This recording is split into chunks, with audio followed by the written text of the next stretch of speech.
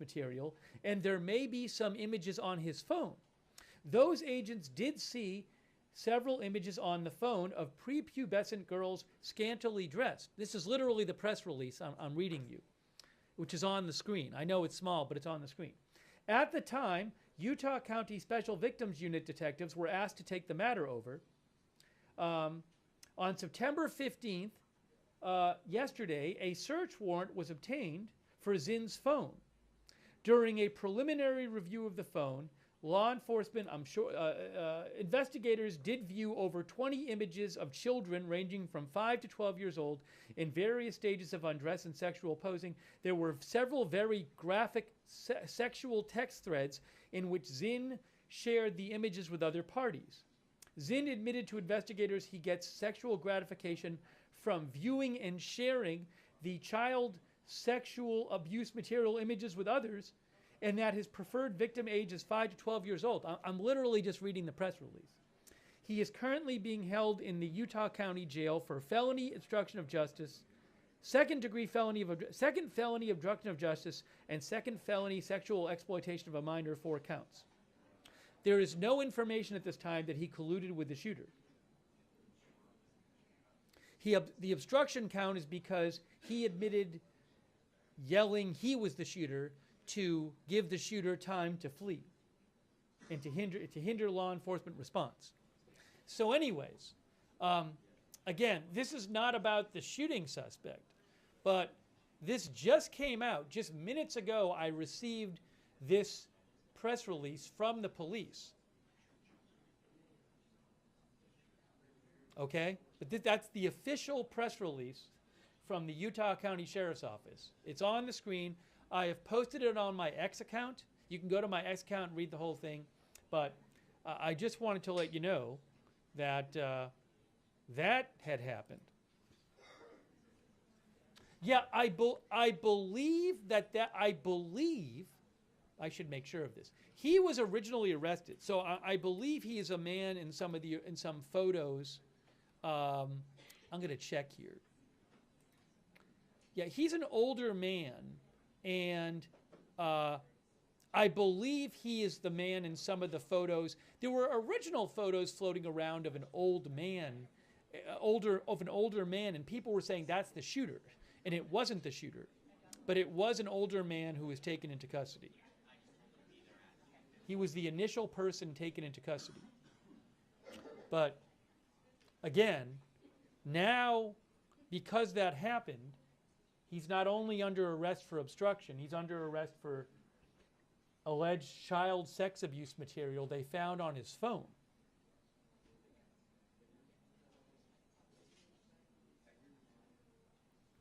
So I don't even know if they're going to talk about that at the press conference. That information was released a short while ago.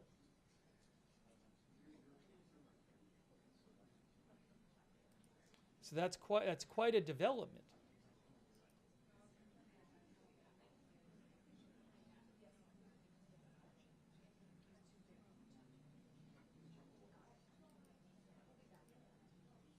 Anyways, the main purpose of this press conference is to announce the charges against the shooting suspect. Now, interestingly, so we've heard officials, I believe in the previous press conference, what was said is that I think it was a friend of the family had called law enforcement and said that I want to get this right.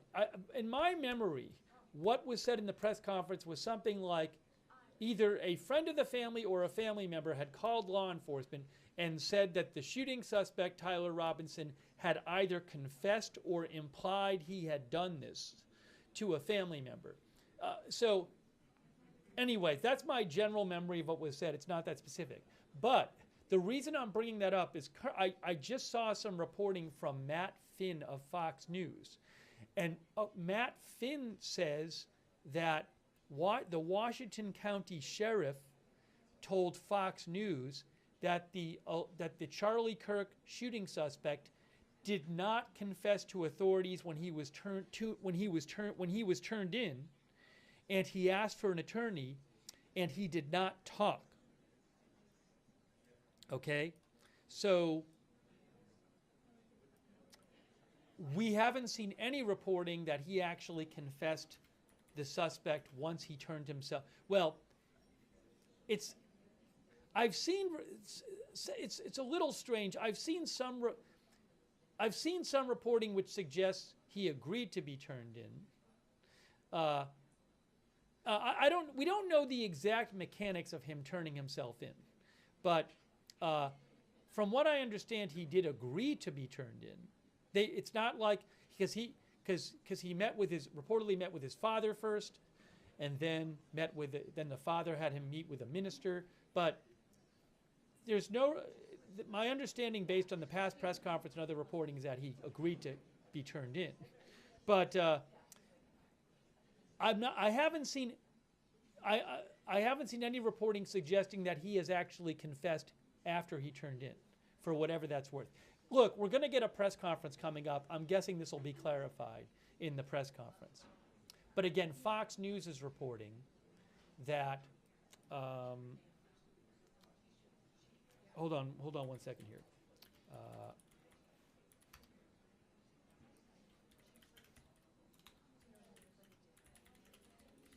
Fox News is reporting that the Washington County Sheriff says he has not confessed. He did not talk when he turned himself in and did not confess. Anyways, so we'll see if they have any update on whether he is talking or not.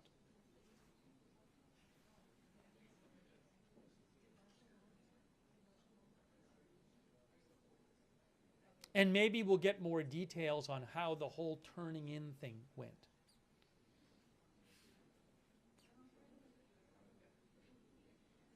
A quick thank you to Music Muse, Dahlia, A to Z, Stargazer, Shackled Text, Mark Barnes, P.A. Jeeper, Melody J. Melody says Trump wants the death penalty. Will he get it? Well, it's up to the state prosecution. It's not this is not a federal prosecution. I've seen some reporting that suggests that there may be federal charges filed. I don't believe there's been federal charges filed yet, though. So, if I'm correct about that, correct me if I'm wrong. Thank you, P.A. Jeeper, Adam, Jason Kane, and Boastful Giant. And also thank you to Gobi18 for subscribing on Twitch. And as we wait for this to start, one of our viewers mentioned that President Trump, thanks to our viewer who mentioned this, by the way, it's not really relevant to this. Jason Kane mentioned that President Trump posted on his True Social that the Republicans are going to do a midterm convention. He says to show the great things we have done since the presidential election of 2024. I mean, they're not going to be choosing a presidential candidate at this convention, obviously. But they're going to do a midterm convention, he says. Time and place to be determined.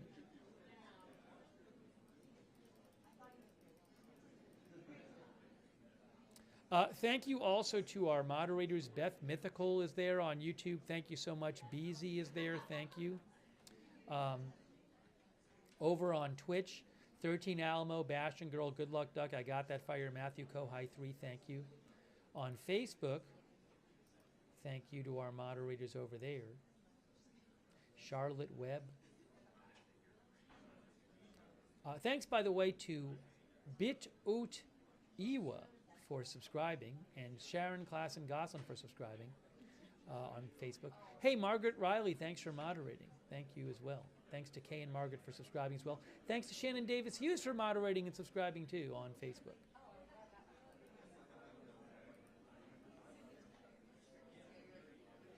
This is supposed to happen at any moment. Any moment now, we are supposed to hear from, I believe, the Utah County Attorney to announce the charges against Tyler Robinson.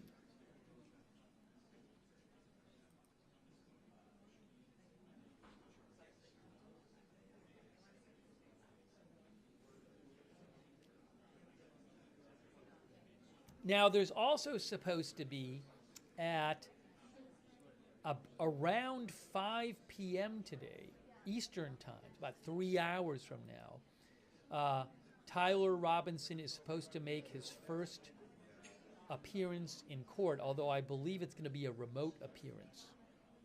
It's not supposed to be that long. It's going to be televised. I don't know how we're going to handle that because, well, we can talk about it after, but maybe we'll take a break and leave the stream up or something until it happens.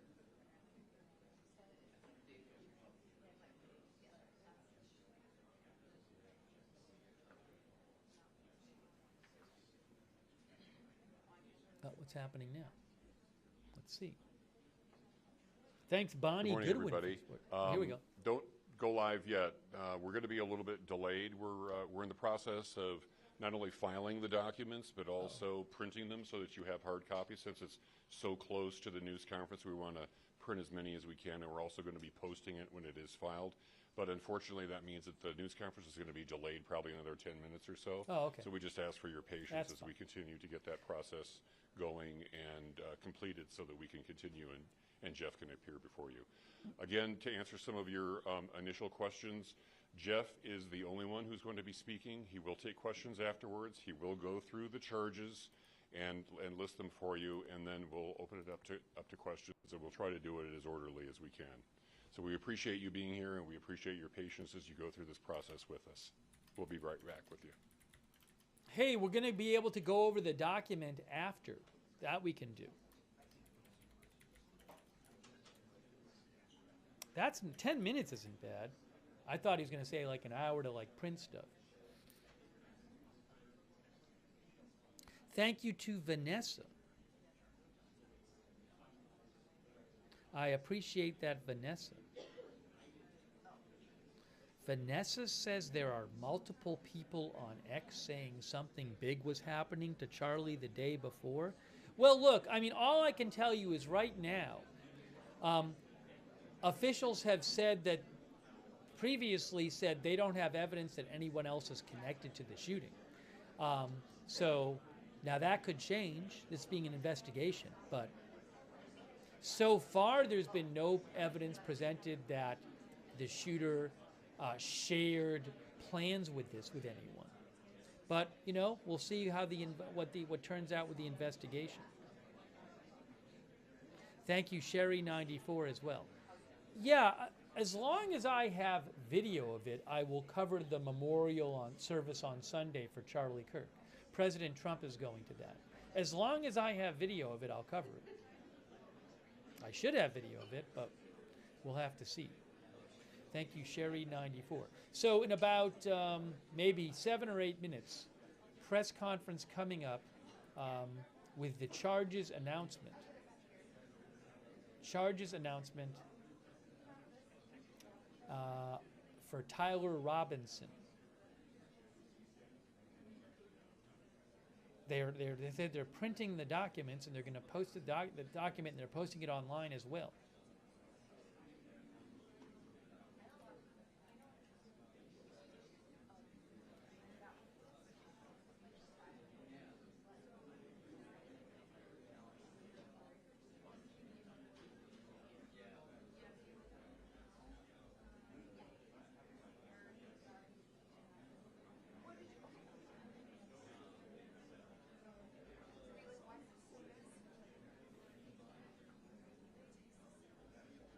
I'm going to change this to announcement of charges because I think that's the more important aspect of this. Announcement of charges for Charlie Kirk suspect.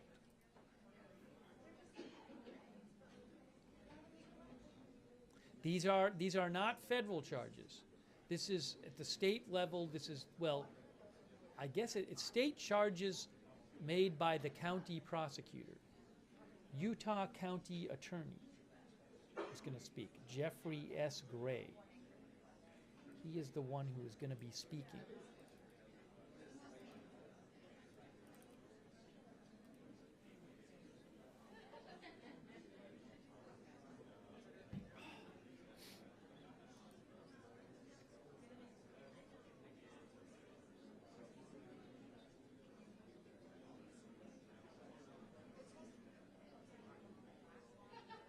And if you missed it really quick, as strange as this sounds, a short while ago, the Utah County Sheriff's Office announced that George Zinn, who was the man originally taken into custody for the shooting, and then released, George Zinn has been charged with felony obstruction of justice, but also he's been charged for possession of child sex abuse material. I have posted the press release about this on my X account, but the short version is that when he was taken into custody, police looked at his phone, law enforcement looked at his phone, and they found child sex abuse material, they said, on his phone. Images of children ranging from 5 to 12 years old, they said, sexually related images. That person, and they say he's not, they don't have information he's related to the shooting. They said he shouted, "I'm the shooter." According to police, he admitted he did that to hinder law enforcement's response and allow the actual suspect to flee. But again, that man who was originally taken into custody and released, George Zinn, has been charged with felony obstruction of justice, and also he's been charged with felony sexual exploitation of a minor, 4 counts, for possession of child sex abuse material that was found on his phone as a result of him being taken into custody and law enforcement asking to look at his phone. If you want to read the press conference about that, if you want to read the press release about that, I have posted it on my X account, @Lookner.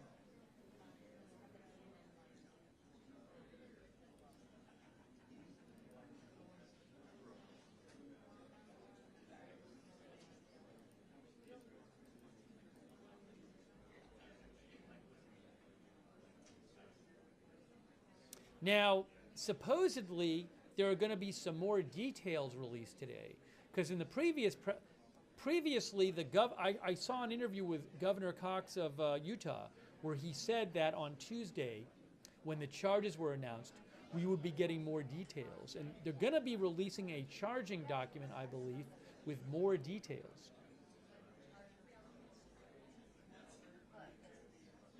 Han Yel, the 5 p.m. court appearance is going to be live streamed. All right, hold on. It looks like is this gonna maybe start right now? Well, no, not yet. Yeah, he's supposed to make a court appearance around 5 p.m. Eastern time. Hold on. It looks like this is about to start. Let's listen in. Okay, ladies and gentlemen, we're about to begin. My name is Richard Pyatt. I'm the communications manager for Utah County. I'm working with the Utah County Attorney, Jeff Gray, as he handles this case and as the county deals with the publicity surrounding this case. We appreciate your being here. Jeff will enumerate the charges and detail what the county's findings are up to this point, and then he will take questions. The number of questions may be limited, however. I may cut it off. I may assist him in helping to pick the people who are asking the question. We just ask that you keep the questions to the process of what we're talking about and refrain from asking questions that speculate or get into the political dynamic of the case. For Utah County, this is a murder case, and we're trying a murder case. We're trying to keep the questions to that, but I understand that you're under pressure and have a lot of different questions, and we'll try to answer them. We're joined today by our sheriff and our prosecution team and our county commissioners. Jeff is going to be the only one speaking right now, and I'll introduce right now County Attorney Jeff Gray.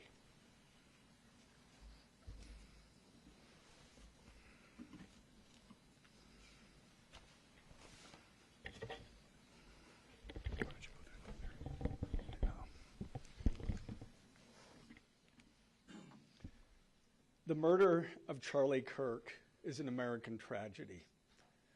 Charlie Kirk was murdered while engaging in one of our most sacred and cherished American rights, the bedrock of our democratic republic, the free exchange of ideas in a search for truth, understanding, and a more perfect union. It is also an offense against the state and to the peace and enjoyment of the people of Utah and of all those who visit here. But Charlie Kirk's murder also strikes a more personal and intimate chord. Charlie Kirk was first and foremost a husband and a father to two beautiful young children. He was a son, he was a brother, and a friend. Like all murders, the senseless and needless taking of Charlie Kirk's life has shattered the lives of those he loved and those who loved him. To Charlie's wife, Erica, his two young children, his parents, his family, and his friends, I express my sincere condolences and offer my heartfelt prayers on your behalf. I also want to express my concern for everyone who was at Charlie's Turning Point USA event at the Utah Valley University, and all who have been impacted by this tragedy. As county attorney, I am charged with bringing justice to those who offend our laws. I am charged with bringing justice for those who are harmed. I am charged with bringing justice for Charlie Kirk. I am committed to these aims. I take this responsibility seriously. Today, after reviewing the evidence that law enforcement has collected thus far, I am filing a criminal information charging Tyler James Robinson, age 22, with the following crimes. Count 1, aggravated murder, a capital offense, for intentionally or knowingly causing the death of Charlie Kirk under circumstances that created a great risk of death to others. Count 2, felony discharge of a firearm causing serious bodily injury, a first-degree felony. The state is further alleging aggravating factors on counts 1 and 2 because the defendant is believed to have targeted Charlie Kirk based on Charlie Kirk's political expression and did so knowing that children were present and would witness the homicide. The state is also charging defendant with count 3, obstruction of justice, a second-degree felony for moving and concealing the rifle used in the shooting. Count 4, obstruction of justice, a second-degree felony for disposing the clothing he wore during the shooting. Count 5, witness tampering, a third-degree felony for directing his roommate to delete his incriminating texts. Count 6, witness tampering, a third-degree felony for directing his roommate to stay silent if police questioned him. And count 7, commission of a violent offense in the presence of a child, a Class A misdemeanor, for committing homicide knowing that children were present and may have seen or heard the murder and did so based on Charlie Kirk's political expression. Also, following the press conference, I am filing a notice of intent to seek the death penalty. I do not take this decision lightly, and it is a decision I have made independently as county attorney, based solely on the available evidence and circumstances and nature of the crime. Because we are seeking the death penalty, the defendant will continue to be held without bail in the Utah County Jail. Turning to the 10-page information, these are the allegations. On September 10th, 2025, at approximately 12:23 p.m., Charlie Kirk was shot and killed while speaking to a large crowd on the campus of Utah Valley University in Orem, Utah. Police found the suspected murder weapon, a bolt-action .30-06 rifle, nearby. Over the next approximately 33 hours, police conducted a manhunt for the shooter until the evening of September 11th, 2025, when Tyler James Robinson surrendered to police at the Washington County Sheriff's Office. DNA consistent with Robinson was found on the rifle's trigger. After shooting Mr. Kirk, Robinson hid the gun, discarded the clothing he wore when he fired the rifle, and told his roommate to delete incriminating text messages and not talk to police. Children were present at the time of the shooting. The shooting. Turning Point USA, a nonprofit organization founded in 2012 by Charlie Kirk, organized a public outdoor event to be held at noon on September 10th, 2025 at UVU. The event was the first in a series of similar events to be held at college campuses nationwide. Mr. Kirk is a well-known conservative activist, famous for these type of events, where he discusses various political issues and debates with audience members. His events and comments have garnered a significant number of supporters and drawn the ire of many who disagree with his political views. The event at UVU was announced far in advance and garnered significant publicity and interest. Consequently, several hundred people attended. Mr. Kirk was interacting with a crowd before the event officially got underway. Then, at approximately noon, Mr. Kirk seated himself under a portable canopy behind a table and microphone. He began speaking to the crowd and fielding questions from attendees, a format Mr. Kirk commonly used at his events. Mr. Kirk allowed his questioners to approach a microphone positioned directly in front of him. Mr. Kirk's team members were very close to him on his right and left, as well as some behind his canopy and others at various close locations near him. The large crowd surrounded Mr. Kirk on three sides. Temporary metal fencing separated attendees from Mr. Kirk by only a matter of feet. Directly above and behind Mr. Kirk was the UVU Hall of Flags, an indoor walkway spanning several hundred feet with floor-to-ceiling glass windows which overlooked the plaza where Mr. Kirk was seated. People were in the walkway at the time of the shooting. Approximately 15 minutes into the event, Mr. Kirk was answering a question about mass shootings by transgender individuals when a gunshot rang out. The bullet struck Mr. Kirk in the neck. He slumped to the ground almost immediately. The bullet's trajectory passed closely to several other individuals beside Mr. Kirk, including the questioner who was standing directly in front of Mr. Kirk. Children were visible near Mr. Kirk's stage when he was shot. Mr. Kirk was rushed to a nearby hospital where he was declared deceased. The medical examiner's report is still pending. So UVU surveillance. So at the moment of the shot, a UVU police officer was watching the crowd from an elevated vantage point. As soon as he heard the shot, he began to scan the area for threats. Believing the shot came from a rifle because of its sound, he looked for potential sniper positions.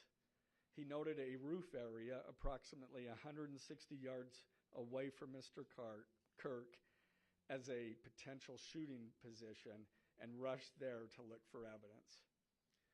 The suspected shooting position is adjacent to an open, publicly accessible walkway. To access the suspected location, A person must climb over a railing and then drop to the roof only slightly below. The UV officer climbed over the railing and down onto the roof. He then walked to the suspected shooting position and confirmed a clear shooting corridor between the position and Mr. Kirk's seat. He also noticed markings in the gravel rooftop, consistent with a sniper having lain on the roof, impressions in the gravel potentially left by the elbows, knees, and feet of a person in a prone shooting position. Police reviewed surveillance from the camera covering the roof and discovered that it recorded an individual dressed in dark clothing cross the railing from the public walkway and drop onto the roof at approximately 12:15 p.m. Although the individual moved out of the camera's view for a short time, the camera again captured the individual running across the roof and then low crawling to the area the UVU officer recognized as where the suspected sniper had dropped into a prone shooting position. After a short time, which matches the known time of the shot, the individual arose and ran across the roof to the northeast. This discovery led to an intensive review of UVU surveillance recordings to attempt to track and identify the suspect. Surveillance revealed the following. At approximately 11:51 a.m., the suspect entered campus from the north. He is seen wearing a black shirt with an American flag in the center, a dark baseball cap, and large sunglasses. Throughout the surveillance, the suspect keeps his head down and rarely raises his head enough to get a clear image of his face. As he proceeds across the campus, he is seen walking with an unusual gait. The suspect walks with very little bending in his right leg, consistent with a rifle being hidden in his pants. This unusual gait continues until the suspect is seen crossing the railway off the open walkway and onto the roof, where he leaves the camera's view. A camera later captures the suspect as he runs across the roof to the suspected shooting position. Immediately after the shot was fired, a camera captures the suspect running across the roof carrying an item whose shape is consistent with a rifle. The suspect is then seen climbing down from the roof. He appears to drop the item he was carrying as he hits the ground in a controlled fall. He then picks up the item and runs toward the northeast end of campus. Expanded crime scene investigation.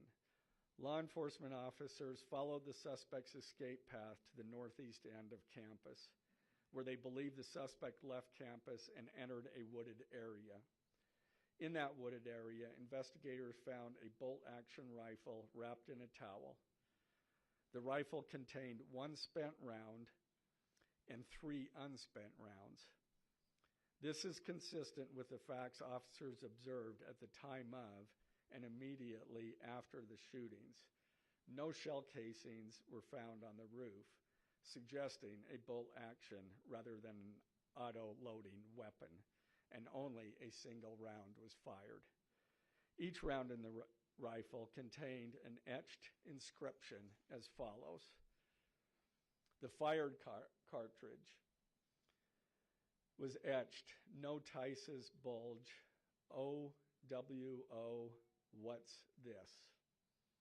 The second cartridge that was again not spent, the last 3 were not spent, were not fired. The second, "Hey fascist, catch," with arrow symbols. The third cartridge, "Oh Bella Ciao, Bella Ciao, Bella Ciao, Ciao Ciao." The fourth cartridge, "If you read this, you are gay, LMAO." The rifle, ammunition rounds, and towel were sent for forensic processing. DNA consistent with defendant was found on the trigger, other parts of the rifle, the fired cartridge casing, 2 of the 3 unfired cartridges, and the towel. Law enforcement was unable to immediately locate the shooter, so they published photos of the shooter from the UVU surveillance cameras and asked for the public's help to identify him. Meanwhile, law enforcement continued to try to identify the shooter through other means. The Washington County investigation. On the evening of September 11th, 2025, as law enforcement continued their investigation, Tyler James Robinson went to the Washington County Sheriff's Office with his parents and a family friend to turn himself in. Robinson's mother stated that the following to police. On September 11th, 2025, the day after the shooting, Robinson's mother saw the photo of the shooter in the news and thought the shooter looked like her son. Robinson's mother called her son and asked him where he was. He said he was at home sick and that he had also been at home homesick on September 10th. Robinson's mother expressed concern to her husband that the suspect shooter looked like Robinson. Robinson's father agreed. Robinson's mother explained that over the last year or so, Robinson had become more political and had started to lean more to the left, becoming more pro-gay and trans rights oriented. She stated that Robinson began to date his roommate, a biological male who was transitioning genders. This resulted in several discussions with family members, but especially between Robinson and his father, who have very different political views.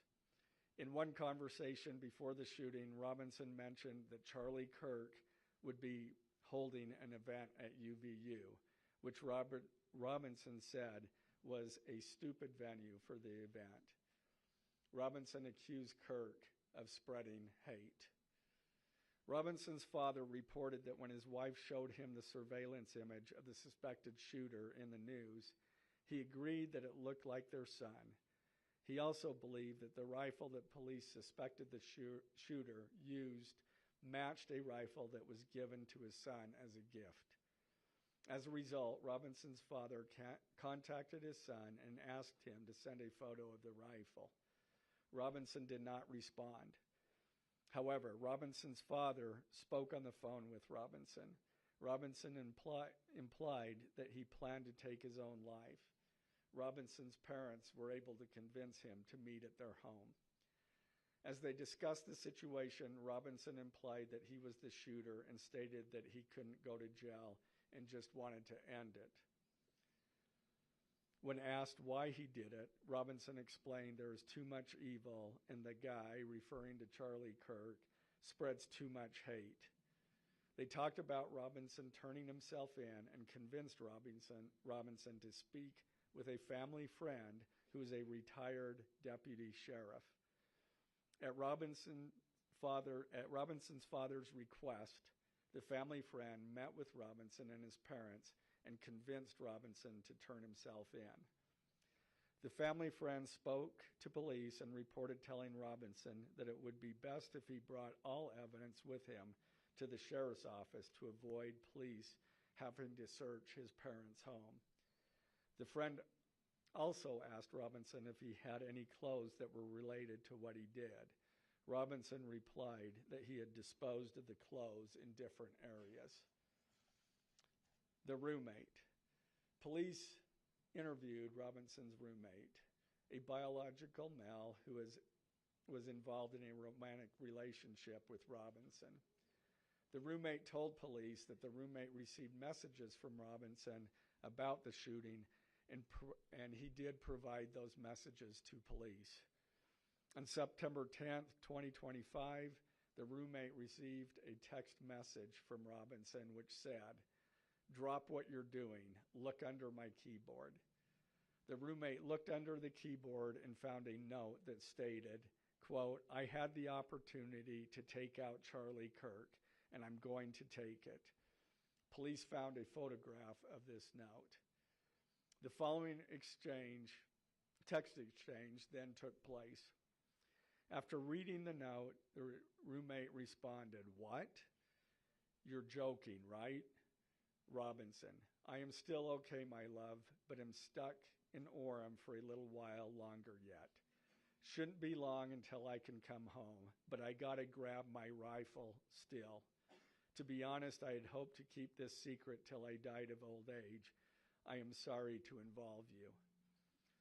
Roommate, you weren't the one who did it, right? Robinson, I am. I'm sorry. Roommate, I thought they caught the person. Robinson, no, they grabbed some crazy old dude, then interrogated someone in similar clothing. I had planned to grab my rifle from my drop point shortly after, but most of that side of town got locked down. It's quiet, almost enough to get out, but there's one vehicle lingering. Roommate, why? Robinson, why did I do it? Roommate, yeah.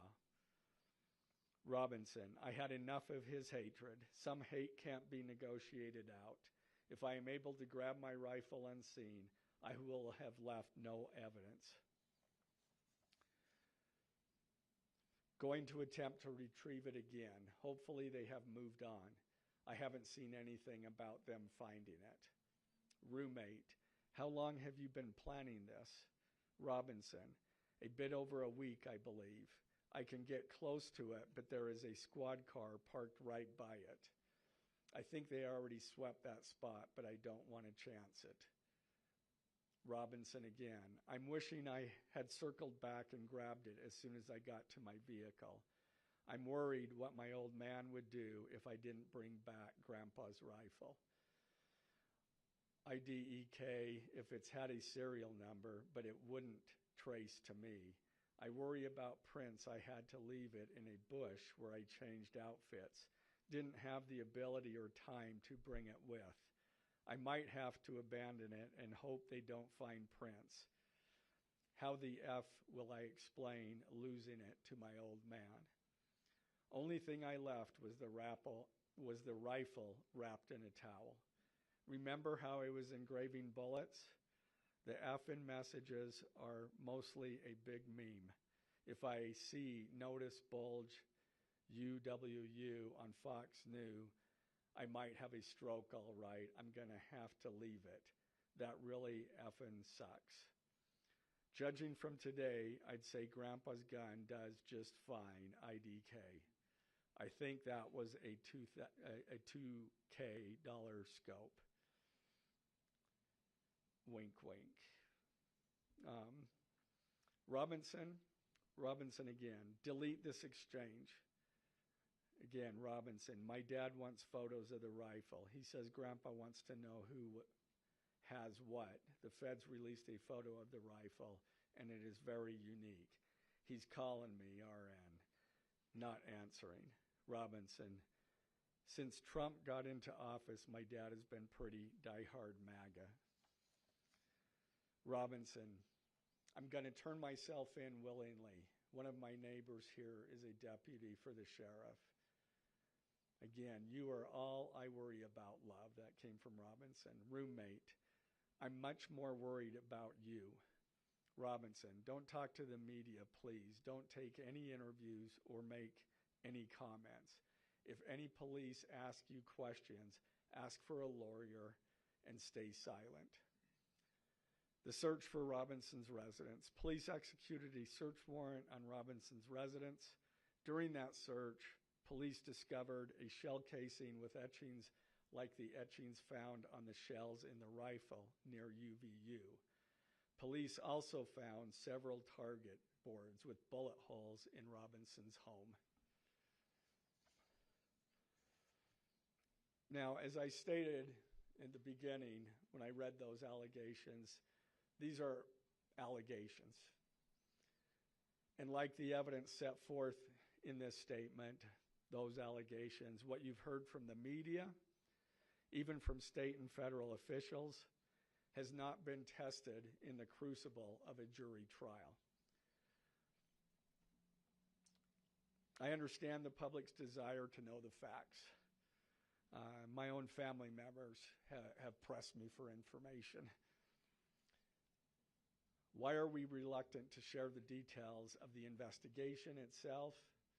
and comment on the case, because I want to ensure a fair and impartial trial.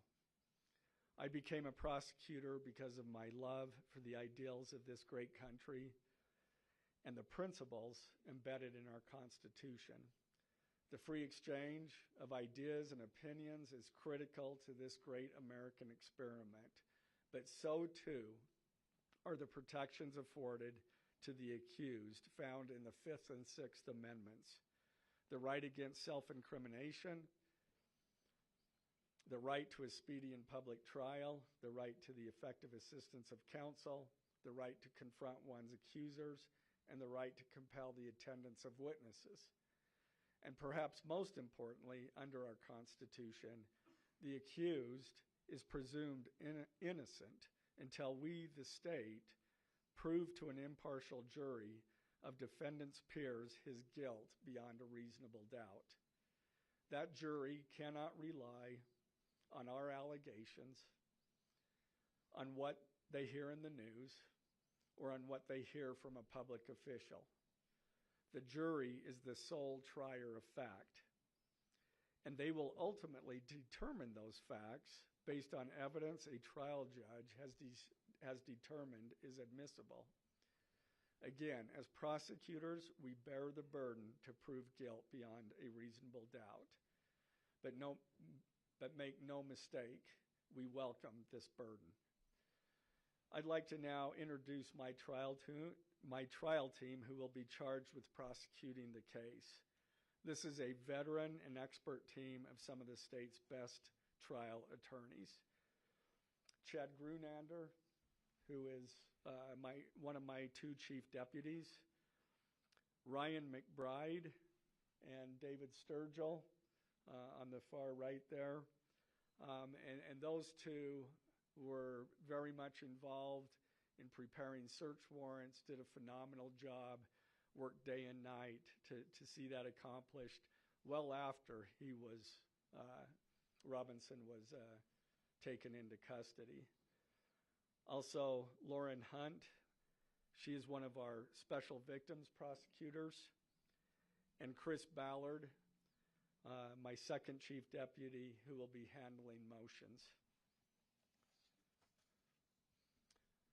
I'm going to explain just the procedural steps. We're not we don't have a grand jury system like the federal courts do. It's a preliminary hearing system. So the arrest and filing of the criminal information are merely the first steps in the criminal justice process. Today at 3 p.m., the defendant will appear before a judge in the Utah 4th District Court for his first appearance to be informed of these charges and to ensure that he has an attorney to represent him. The hearing will be brief. The judge will conduct that first appearance virtually via WebEx. This is not unusual. In the 4th District, all felony first appearances for defendants who are in custody are held virtually. A link to that hearing is available for media on the Utah State Court's X account at Utah State Courts. Now, following defendant's first appearance, he will be entitled to a preliminary hearing. At that hearing, the state will be required to show probable cause that defendant committed the crimes. The purpose of the preliminary hearing is not to determine guilt, but simply to assure the court that the prosecution has enough evidence to proceed to trial. If a judge finds probable cause and binds the case over for trial, an arraignment hearing will be held.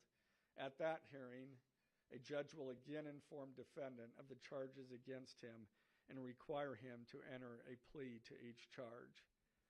The next step following the arraignment is an opportunity for the parties to file any relevant motions and then ultimately the trial itself. This case has generated a tremendous amount of interest across our nation and even the world. The public's desire for information is understandable, but it bears reiterating that this case will be tried in a court of law consistent with our Constitution, not the court of public opinion. Thus, we will only discuss with the press, discuss the case with the press occasionally. It will not be a day-to-day or even week-to-week occurrence, but we will only do so in a manner as not to jeopardize the fair trial process. Before I conclude, I want to express my appreciation for the tireless work of our local, state, and federal law enforcement officers. They have an extremely difficult, dangerous, and often thankless job. I'm proud to acknowledge the exceptional work they do every day, and particularly their work on this case. It was truly a marvel to witness. Their skilled work and dedication have brought us to this point. I'm also grateful for the leadership demonstrated by Bo Mason, the Commissioner of the Utah Department of Public Safety, FBI Special Agent in Charge Rob Bowles, Utah County Sheriff Mike Smith, our local police chiefs, and Felice John Vitti, the acting U.S. Attorney for the District of Utah. I'm also grateful for the support of our Governor, Spencer Cox, and our Attorney General, Derek Brown, who is standing behind me today and has offered his support and resources as we proceed to trial. Finally, I want to thank our Utah County Commissioners, Amelia Powers Gardner, Brandon Gordon, and Skylar Beltran. They too have pledged to assist with the resources needed to successfully prosecute this case. I will now take a few questions. For questions, ladies and gentlemen, just really fast, if you could identify yourself and what organization. Yeah, thank you. Okay.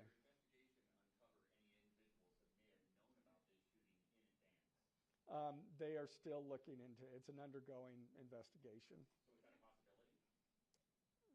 They haven't ruled that out.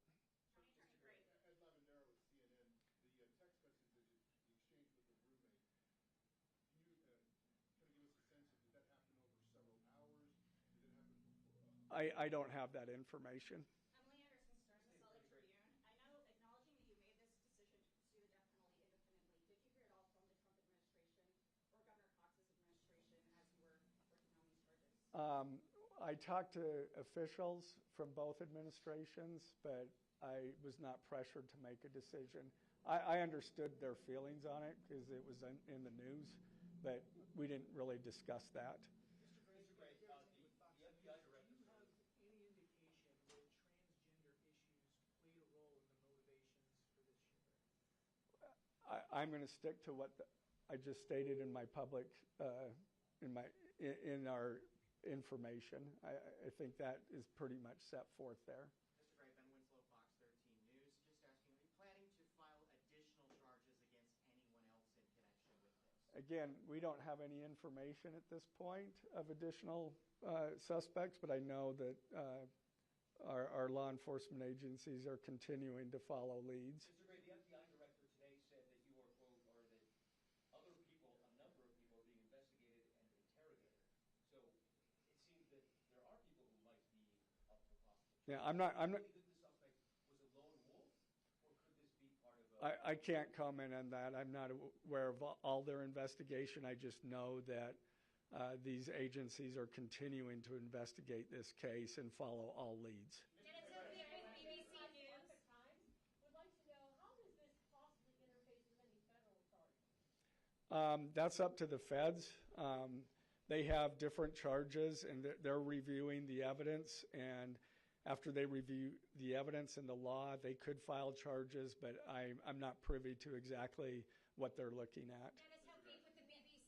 You spoke a lot about text messages with the roommate. The governor previously said the roommate is cooperating, but could we see charges against the roommate? Again, I'm not prepared to answer that question. Mr. Gray, is it unusual to cite a political motivation as an aggravating circumstance? It's part of our code, and so we charge that. Mr. Gray, you at the KUTV, for those that aren't of a legal mind, is this a confession to text messages? Is that legally a confession? And is he cooperating since he's been taken into custody? Ultimately, a judge will determine that at trial. And cooperation, has he spoken at all? Has he been cooperating since he's turned into... Again, I'm not going to comment on that. Have you had any statements at all? Mr. Gray, Okay? What more can you tell us about the suspect's time online that some say radicalized him?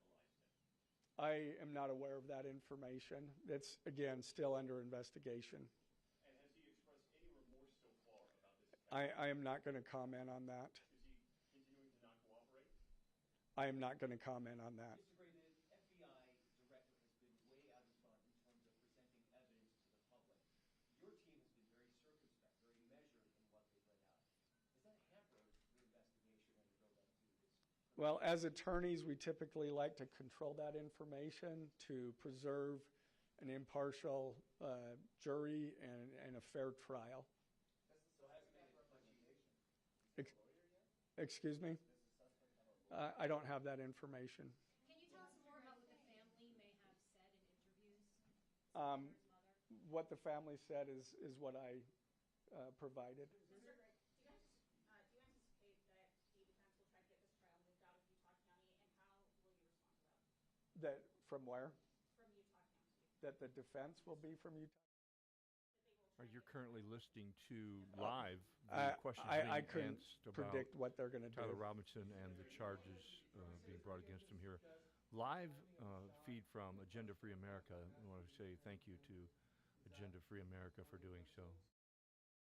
That will be for a jury to decide. Mr. Gray, are you confident that the roommate had no part of this attack whatsoever? Again, I'm not going to comment on the evidence. But the evidence so far, does it show any involvement? Again, I'm not going to comment on other than the facts that or the evidence that we've gathered so far. Does the mention of the DNA here in the press conference jeopardize his right to a fair trial? I don't believe so. This is part of a public document that we have to file as we file a criminal information. We have to file a probable cause statement. That's a public document, and so we're comfortable with that. Are his parents and the roommate still cooperating? I'm not going to comment on that either. The FBI has said that this suspect had a hatred of Kirk. What else can you share about that? I can't share any more than what I've already said. This was an incredibly precise shot. Do you have any evidence that he went places to practice or had tracked his movements before the shooting that's given you insight into how he prepared? The evidence that I'm willing to share is what I just read in our statement, and it's in the Ladies and gentlemen, I'm information. afraid we're going to have to cut it off there. Okay. Did you consult Eric and Kirk about seeking the death penalty? I'm not going to comment on that. Okay, thank you, ladies and gentlemen. Okay, so we just got a lot of information, and I actually have the charging document right here. So in a moment, I'm going to show you this charging document, and we can read over that information.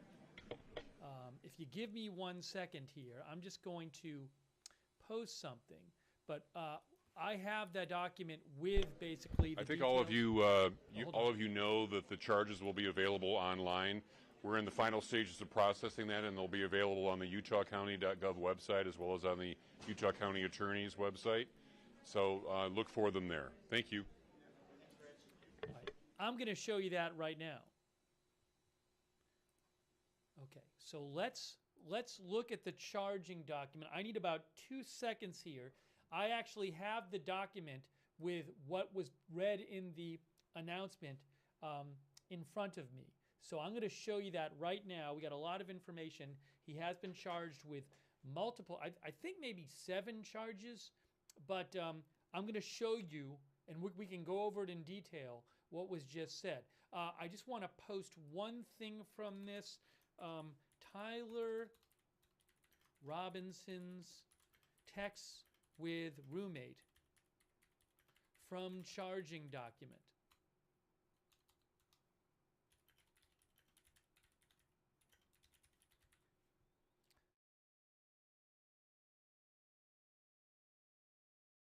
Right, that's going to end our live stream for I'm the posting this right now, and coverage then of Tyler Robinson, we're gonna the talk accused about charging assassinator of to Charlie Kirk.